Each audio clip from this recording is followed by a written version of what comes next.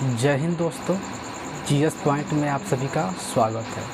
पिछली क्लास में हम लोग औसत के कुछ प्रश्नों को पढ़े थे जो कि टाइप 1 के प्रश्न थे। आज के इस क्लास में हम लोग टाइप 2 के प्रश्नों को देखेंगे। तो चलिए उन प्रश्नों को देखते हैं। यदि 3 संख्याओं का औसत 137 तथा 2 संख्याओं का औसत 152 है तो सभी संख्याओं का औसत क्या होगा। 3 संख्याओं का औसत कितना दिया गया है। क्वेश्चन 1 है, 3 संख्याओं का औसत दिया गया है 137 और 2 संख्याओं का औसत दिया गया है 152, तो कुल संख्याओं का औसत क्या होगा, यह प्रश्न पूछा गया है। तो देखिए यहाँ पर सबसे पहले हम लोग क्या कर सकते हैं। इसका एक तरीका है कि 3 से गुणा कर दे 137 में, प्लस कर दे 2 से गुणा करके 152 में, और बटा में क्या कर दे 5 कर दे। ये लंबा प्रोसेस है, तो इस तरीक़ा से हम लोग इसके मान को निकाल सकते हैं। लेकिन हम लोग क्या करेंगे, हम लोग दूसरे तरीक़े का यूज़ करेंगे, इस तरीके का यूज नहीं करेंगे। तो आइए हम लोग मान लेते हैं कि 137 ही संख्याओं का औसत है। तो 137 जब संख्याओं का औसत है तो इसके और इसके बीच में कितने का अंतर है। अंतर 0 का है, 0 का अंतर रहेगा तो उसको छोड़ देंगे। फिर यहाँ देखते हैं इसके और इसके बीच में कितने का अंतर है, तो इसके और इसके बीच में 15 का अंतर है। बड़ा है यह, इसलिए यहाँ पर प्लस 15 लिख देंगे। तो ये औसत था 2 संख्याओं का, तो 2 संख्याओं का जब औसत था तो 2 से गुणा कर देंगे। कितना आ जाएगा, ये 30 आ जाएगा। यानी ये औसत से कुल मिलाकर 30 ज़्यादा है। जब ये 30 ज़्यादा है तो इसको बांटेंगे 5 भागों में।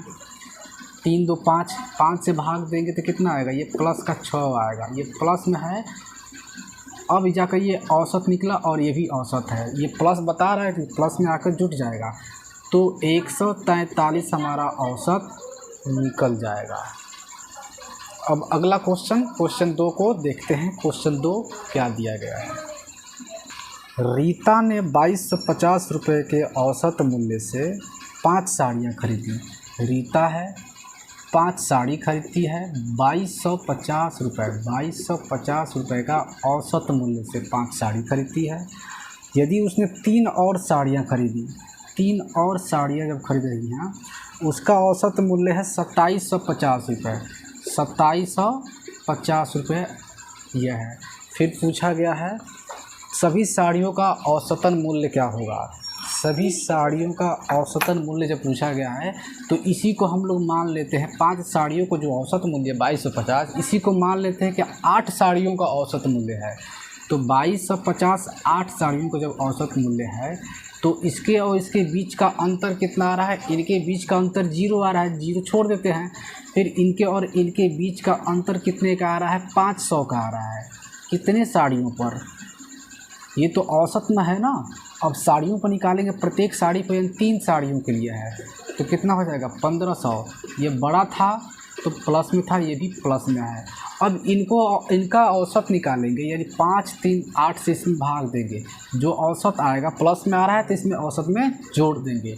8 से भाग देने पर क्या आएगा, 8 से काटेंगे तो एक बार में 8 कट के 7 70 हो जाएगा ना, और 8 बार में 64 कट जाएगा, 6 बचेगा, 6 पर 0, 7 बार में 56 कट जाएगा, यानी 4 पर 0 आएगा, 5 बार में कट जाएगा, 187.5 आएगा। ये प्लस में आ रहा है तो इसमें लाकर जोड़ देंगे। 2250 में जोड़ा है कितना, 187.5, इसको जोड़ देते हैं। कितना आंसर आता है, ये 5 आता है, दशमलव आता है, 7 3 4 2, यानी 2437.5 रुपये औसतन मूल्य हो जाएगा 8 साड़ियों का। फिर अगला क्वेश्चन देखते हैं। अगला क्वेश्चन है क्वेश्चन 3। महेश ने 1250 रुपये के औसत मूल्य से 3 शर्ट जिसका औसत मूल्य था 1250 रुपये, ठीक है। यदि उसने 2 और शर्ट खरीदा है, 2 और शर्ट खरीदता है जिसका औसतन मूल्य है 1450 रुपये, और औसतन इतना है, तो सभी 5 शर्ट का औसतन मूल्य क्या होगा? 5 शर्ट का औसतन मूल्य क्या होगा ये पूछा गया है। यदि 5 ही शर्ट तो खरीदा गया है, 3 शर्ट का औसतन मूल्य है 1250 रुपये और 2 शर्ट का औसतन मूल्य है 1450 रुपये। तो हम लोग मान लेते हैं कि पाँचों शर्ट का औसतन मूल्य 1250 रुपये है। 1250 मान लेते हैं, तब इनके और इनके बीच का डिफरेंस 0 आता है, 0 को स्किप कर देते हैं। इनके और इनके बीच का डिफरेंस 200 का आता है। 200 का जब आ रहा है, ये बड़ा है तो ये प्लस में हो जाएगा। 200 का आ रहा है तो औसत में है, पूरे शर्ट में तो नहीं है, शर्ट से गुणा कर देंगे, कितना आ जाएगा ये 400, प्लस में आ जाएगा 400। फिर इस जो 400 आया है इसको हम लोग क्या कर देंगे, औसत निकाल लेंगे, 2 और 3 को जोड़ देंगे तो 5 से भाग दे देंगे, कितना आ जाएगा ये आ जाएगा 80। ये 80 प्लस में जो आया है इसी प्लस वाले को लाकर इसमें जोड़ देंगे तो ये हो जाएगा 1250 प्लस 80, ये हमारा औसत निकल जाएगा। कितना आ जाएगा ये 1330 आंसर हो जाएगा। फिर अब अगले क्वेश्चन को देखते हैं लोग। अगला क्वेश्चन क्या है? अगला क्वेश्चन चौथा नंबर क्वेश्चन है, यदि कक्षा X के 42 विद्यार्थियों का औसत 137 है, एक कक्षा X है, इसके 42 विद्यार्थी हैं और इनका औसत क्या दिया गया है, 137 दिया गया है इनका औसत, ठीक है, इतना दिया गया है। जबकि कक्षा Y के 28 विद्यार्थियों का औसत, एक Y भी कक्षा है जिसके 28 विद्यार्थी हैं, इसमें कितने विद्यार्थी हैं, 28 विद्यार्थी हैं, इनका भी औसत दिया गया है, इनका औसत दिया गया है 152। तब हमसे पूछा गया है ये विद्यार्थियों की संख्या का औसत है, ठीक है ना। सभी कक्षाओं का संयुक्त औसत क्या होगा, X और Y दोनों कक्षा को अगर मिला देते हैं तो संयुक्त रूप से औसत क्या होगा, यह पूछा गया है। अब हम लोग क्या कर सकते हैं, यहाँ पे देखिए ये विद्यार्थियों की संख्या है, इसको अनुपात को छोटा कर सकते हैं। तो 14 से ये 2 बार में कटेगा, 14 से 3 बार में कटेगा, 3:2 हो जाएगा। कक्षा X में विद्यार्थियों की संख्या और कक्षा Y में विद्यार्थियों की संख्या का अनुपात आया 3:2। अब इसमें से हम लोग क्या करते हैं, इसको औसत मान लेते हैं। 137 अगर हमारा औसत है तो इनके बीच का डिफरेंस 0 आता है, स्किप करेंगे। फिर इनके और इनके बीच का डिफरेंस कितना का है, 13 2 15, 15 का डिफरेंस है, लेकिन ये बड़ा है तो प्लस का 15 लिख देंगे। कितने विद्यार्थियों में है यह 15 का डिफरेंस, ये औसत है तो 2 विद्यार्थियों के लिए है तो 2 से गुणा कर देंगे, कुल कितना डिफरेंस आया ये पता लग जाएगा, कुल आ जाएगा 30 का डिफरेंस, ठीक है। फिर इसको औसत में तो बदलना पड़ेगा, तो कितना आ रहा है, 3 2 5 आ रहा है, 5 से भाग दे देंगे, कितना बार में कटेगा ये 6 बार में कटेगा। ये प्लस में आ रहा था, प्लस में आने का मतलब इसमें जोड़ देंगे जो औसत माने हैं, तो 137 में 6 जोड़ देंगे तो 143 हमारा उत्तर हो जाएगा। अब क्वेश्चन नंबर 5 को देखेंगे। क्वेश्चन 5 में क्या, एक कक्षा में 39 लड़कियों के औसत अंक 113 है, 39 लड़कियां हैं और उनका औसत क्या दिया गया है, 113 दिया गया है। उसी कक्षा के 26 लड़कों का औसत अंक, बॉय कितने हैं, 26 हैं, उनका औसत अंक कितना दिया गया है, 89 दिया गया है। फिर हमसे पूछा गया तो पूरी कक्षा का संयुक्त औसत अंक क्या होगा, पूरी कक्षा का संयुक्त औसत अंक, 39 लड़कियों का औसत अंक यह है और 26 लड़कों का औसत अंक यह है, यह एक ही कक्षा के हैं। देखिए इन बच्चों की संख्या को, विद्यार्थियों की संख्या को क्या कर सकते हैं हम लोग, अनुपात को छोटा कर सकते हैं। 13 से 2 बार में कटेगा, 13 से 3 बार में कटेगा, यह अनुपात आ गया 3:2। अब हम लोग को संयुक्त रूप से निकालना है औसत, अंकों का, प्राप्त अंकों का औसत निकालना है। 113 को ही हम लोग औसत मान लेते हैं। 113 अगर हमारा औसत है तो इसके बीच का डिफरेंस 0 का आ जाएगा और इसके बीच का डिफरेंस कितना का आ जाएगा, 13 एक 14 10 24, यानी माइनस में आ जाएगा ना, ये छोटा है इसलिए माइनस में आ जाएगा 24। कितनों के लिए है, कितने बच्चों के लिए, बॉय के लिए, 2 के लिए, तो 2 से गुणा कर देंगे, कितना आ जाएगा माइनस का 48 आ जाएगा। तो इसको भाग करना है हमें 3 2 5 से, 5 से जब भाग करेंगे तो कितना बार में कटेगा, ये 9 बार में कट जाएगा और 6.6 आ जाएगा। घटाना है इसमें से अब, तो 113.0 में से घटाना है 9.6, ये आएगा 4 यहाँ कितना है 3 और ये 0.1, यही होगा 103.4 हमारा उत्तर हो जाएगा। इसके बाद अगला प्रश्न देखेंगे, प्रश्न 6 को।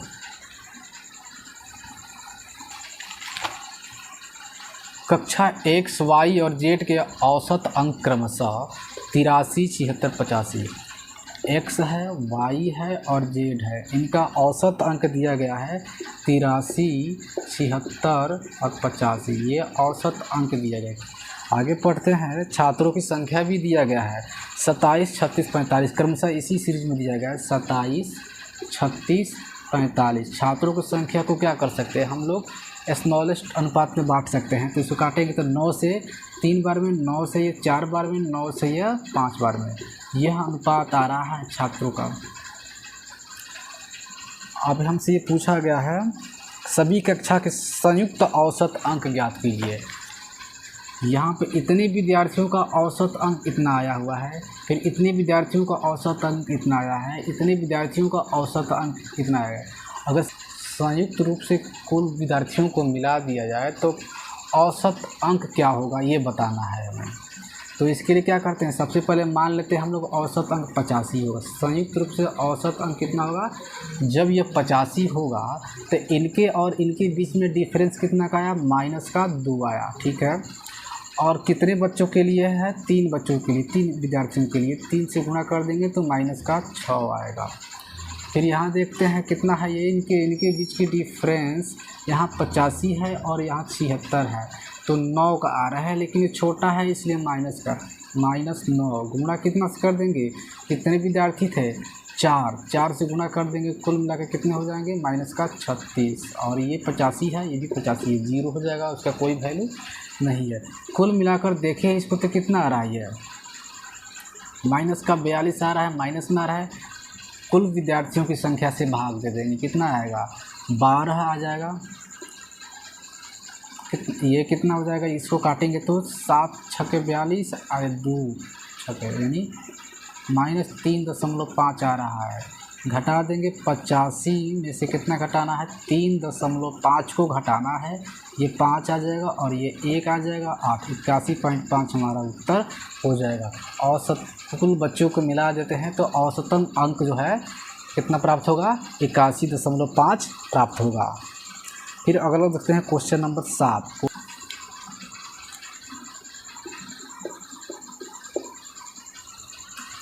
100 अंकों के 7 पेपर की एक परीक्षा में 3 गणित के पेपर, 2 अंग्रेजी के पेपर और 2 हिंदी के पेपर। मैथ के कितने पेपर हैं, 3 है, इंग्लिश के 2 पेपर हैं और हिंदी के भी 2 पेपर हैं। ऐसा कुछ पेपर दिया गया है, 100 अंकों का पेपर है। 7 पेपरों की एक परीक्षा में डी को गणित, अंग्रेजी और हिंदी में क्रमशः 45, 55 और 60 अंक मिलते हैं। इसको ये डी है जिसको मैथ में मिलता है 45 मार्क्स और इंग्लिश में मिलता है 55 मार्क्स और हिंदी मिलता है उसको 60 मार्क्स। कुछ इस तरह से औसतन मार्क्स मिले हैं। पूछा गया प्रति पेपर औसतन अंक कितना हुआ। मान लेते हैं हमारा जो औसतन अंक है वो 55 है, 55 को लेते हैं। इनके और इनके बीच का जो अंतर है -10 का है, मतलब 10 है तो -10 लिख देंगे क्योंकि माइनस में है, और इनके बीच का अंतर कुछ नहीं है।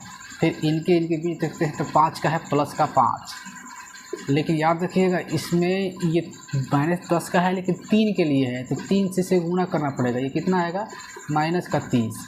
और इसमें इसके लिए है ये 2 के लिए, 2 पेपर के लिए है, 2 से गुणा करेंगे कितना आएगा, ये 10 आएगा। अब यहाँ से आते हैं तो -20 आता है। जब -20 आएगा तो कुल पेपर की संख्या हमारे पास कितनी है, 7 है। कुल पेपर 7 से भाग दे देंगे। 7 से भाग देने पर क्या मान आएगा? 7 से भाग देंगे तो हमारे पास मान आएगा 2 बार में हो जाएगा 14। फिर यहाँ पर बचता है 0.56 हो जाएगा 4 5। इसका मतलब ये देखिए, अब इसको अप्रॉक्सीमेशन लगाएंगे 2.9 आ जाएगा। फिर इसमें से क्या आया है, ये माइनस में आ रहा था, हमारा आंसर माइनस में आएगा, तो इसमें से घटाना है। तो 55 माइनस कितना करना है, 2.9 घटाना है तो कितना आता है, यहाँ से आएगा तो 1 आएगा, दशमलव लगाएंगे 2 आएगा 5 आएगा, 52 कितना 1 हमारा उत्तर हो जाएगा। फिर अगला क्वेश्चन नंबर 8 को देखेंगे।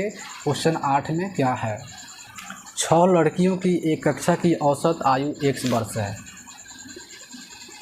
6 लड़कियां हैं, एक कक्षा की 6 लड़की हैं जिनकी औसत आयु 1 वर्ष है। 4 और लड़कियां आती हैं, नई लड़कियां आती हैं जिनकी आयु दिया गया है x-2, x+4, x+8, x+10। ये 4 और लड़कियां हैं। तो पूछा गया है ये शामिल हो जाती हैं तो कुल औसत क्या हो जाएगा, नया औसत क्या हो जाएगा। देखिए हमारे पास 6 लड़कियों का औसत आयु कितना था, x वर्ष था, सबका मान x था, तो उसी को हम लोग मान लेते हैं औसत मान x है। वो सब तो आपस में बराबर है। यहाँ पर क्या है, यहाँ पर देखते हैं ये 2 कम है, -2 लिखेंगे। ये क्या है, x से 4 ज़्यादा है, +4 लिखेंगे। ये क्या है, x से 8 ज़्यादा है तो +8 लिखेंगे। और ये x से कितना है, +10 ज़्यादा है। तो इसको मान देखते हैं तो कितना आता है, 12 10 22 में से घटाते हैं 20 आ जाएगा, यानी 20 आ जाएगा। अब कितने बच्चों में बांटेंगे इसको, पहले 6 थे, अभी 4 और आए हुए हैं, तो कुल मिलाकर 10 बच्चे हैं, 10 लड़कियां हैं। 10 से काटेंगे कितना आएगा, 2 आएगा, प्लस का 2 आ रहा है मतलब इसमें जुट जाएगा, x+2 औसत आयु हो जाएगा। 10 लड़कियों का औसत आयु x+2 हो जाएगा। क्वेश्चन नंबर 9 को अब देखते हैं। क्वेश्चन नंबर 9 में क्या है, एक स्कूल के 286 विद्यार्थियों की लंबाई का औसत 50 इकाई है। 286 विद्यार्थी हैं जिनकी लंबाई का औसत 50 यूनिट दिया गया है। यदि लड़कों की लंबाई का औसत 53 इकाई है, जो बॉय हैं इनकी जो लंबाई है उनका औसत 53 इकाई है, और जो गर्ल हैं उनकी लंबाई का औसत क्या दिया गया है, 31 इकाई दिया गया है। तो हमसे पूछा गया है लड़कों की कुल लंबाई और लड़कियों की कुल लंबाई का अनुपात क्या होगा। तो लड़कों की संख्या पता रहता तब निकालते हम लोग लड़कों की कुल लंबाई क्या होगा, लड़कियों की संख्या पता रहता तो उसके एवरेज से गुणा करके पता लगा लेते कुल लंबाई कितनी होगी। अब हमें औसत पता है 50, ये जो औसत 50 है इससे ये जितना कम होगा या ज़्यादा होगा, फिर इसके बीच में जो डिफरेंस निकालेंगे वो दोनों आपस में क्या होगा, बराबर होगा। इसे एक एग्जांपल के द्वारा समझते हैं। मान लीजिए हमारे पास 1 है, 2 है और 3 है, इनका औसत निकालते हैं तो क्या आता है, इनका औसत निकालेंगे तो ये 2 आएगा। कैसे 2 आएगा, क्योंकि यहाँ से ये कितना है, -1 है, और इसको जब देखते हैं तो क्या है, ये प्लस का 1 है। इन दोनों को जोड़ते हैं तो कितना आना चाहिए, 0 आना चाहिए। 0 आ रहा है इसलिए 2 हमारा हो जाएगा। फिर यहाँ पर भी जब इनके बीच का डिफरेंस और इनके बीच का डिफरेंस निकालेंगे दोनों आपस में क्या होगा, बराबर होगा, बस निगेटिव पॉजिटिव में आएगा, दोनों का वैल्यू बराबर होना चाहिए। तो इसी प्रकार से यहाँ पर भी कंसेप्ट लगेगा। कितना की कमी है यहाँ पर कमी नहीं है, ज़्यादा है, 3 ज़्यादा है, किससे, कितने लड़कों में, तो b मतलब 3b प्लस में आया। और यहाँ पे क्या है, 19 की कमी है, यहाँ से माइनस का 19 कितने लड़कियों के लिए, जी लड़कियों के लिए, यानी हो जाएगा -19g। ये दोनों आपस में क्या है, बराबर हैं। तो यहाँ से हम लोग b/g निकाल सकते हैं। 19/3 आ गया। 19/3 जब आ गया तो हमें निकालना क्या है, लड़कों की संख्या हमें पता चल गई और लड़कियों की संख्या पता चल गई। यह वास्तविक लड़कों की संख्या और लड़कियों की संख्या नहीं है, ये अनुपातिक मान आया हुआ है। तो हमें अनुपात ही निकालना है तो अनुपात में अनुपात का यूज कर सकते हैं। अब 19 हमारे पास क्या है, लड़कों की संख्या है, मान चलते 19 है, 53 हमारा औसत है, इन दोनों को गुणा कर देंगे तो कुल लंबाई निकल जाएगा, तो हो जाएगा 19 गुणा 53 कुल लड़कों की संख्या है। और अनुपात में क्या निकालना है, लड़कियों की संख्या, तो लड़कियों की संख्या कितनी है, 3 है, इनका औसत कितना है 31 है, 31 से गुणा कर देंगे तो मान आएगा 7 आएगा 5 यानी 100, 1007 हो जाएगा, अनुपात हो जाएगा 93, तो यह हमारा उत्तर हो जाएगा। फिर अगला क्वेश्चन देखते हैं, अगला क्वेश्चन नंबर 10 को।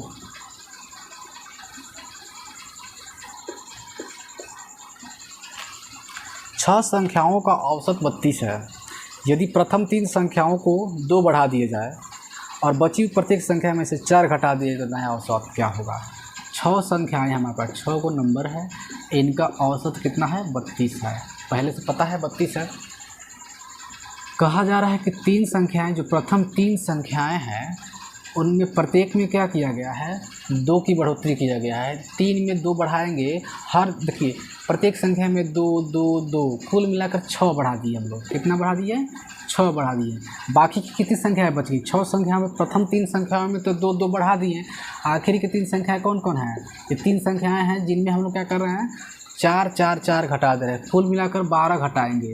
अब देखिए कि ओवरऑल क्या हो रहा है, देख रहे हैं माइनस का 6 आ रहा है, इसको सॉल्व कर रहे हैं तो 6 आ रहा है तो 6 से भाग कर देंगे, पहले एवरेज निकाल लेंगे, 6 से जब भाग देंगे तो क्या आएगा 1 आएगा। क्यों निकाल रहे हैं, क्योंकि इनके बीच का डिफरेंस निकाल लिए और उसके बाद क्या कर रहे हैं पूरा संख्या से भाग दे रहे हैं। 1 आ रहा है, माइनस में आ रहा है, माइनस में आने का मतलब हुआ कि एवरेज में इतनी की कमी हो जाएगी, ये भी तो एवरेज ही निकला है ना, डिफरेंस वाला एवरेज, तो इसमें इतनी की कमी हो जाएगी तो 31 हमारा सही उत्तर हो जाएगा, नया औसत 31 हो जाएगा।